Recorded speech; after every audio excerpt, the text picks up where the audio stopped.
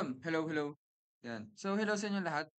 Ngayon, nagagawa tayo ng Figure 7 sa SolidWorks. Yan. So, gawa tayong new document part. Nagamitin natin ay inches. Yan. So, sketch, rectangle, right plane. Ito yung rectangle. Size natin ay 1.75 by 3.25. Mhm. Tapos gawa tayo ng circle dito sa baba. Yan.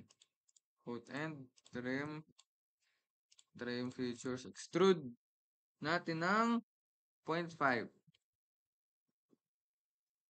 Okay, right click, sketch. Kuha tayo ng line.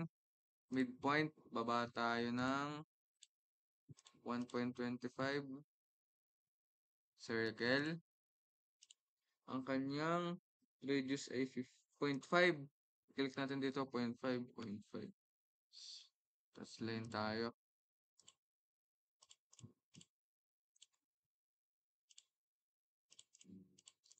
Tapos trim. Okay. Features, cut.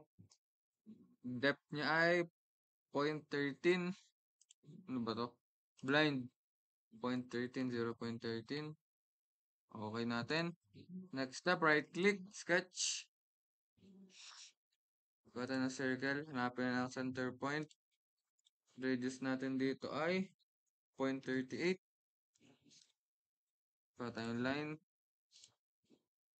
Line, select. Yeah. Line. Lines. Trim natin. Tapos ay cut.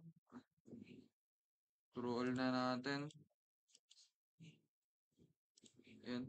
So next step ay yung lower part naman. Sketch natin.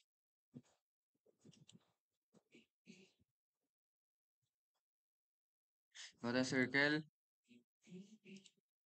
Ayan. Sagad na. Wait lang, mali. Sagad natin. 75. Select.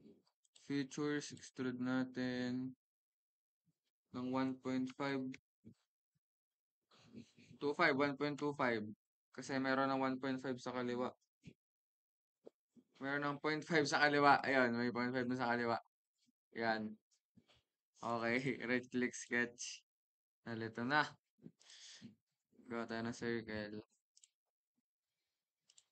Kanyang diameter ay 1.06 divided by 2. So, pwede yan. Pwede tayo mag-divide dyan. Tapos, extruded cut. Blind. 0.06. 0.06. Okay. Right click natin. Isa pa ulit. Sketch. Circle. Diameter 0.5. So, bali 0.5 divided by 2. Enter, enter. Check natin. Extruded cut pala.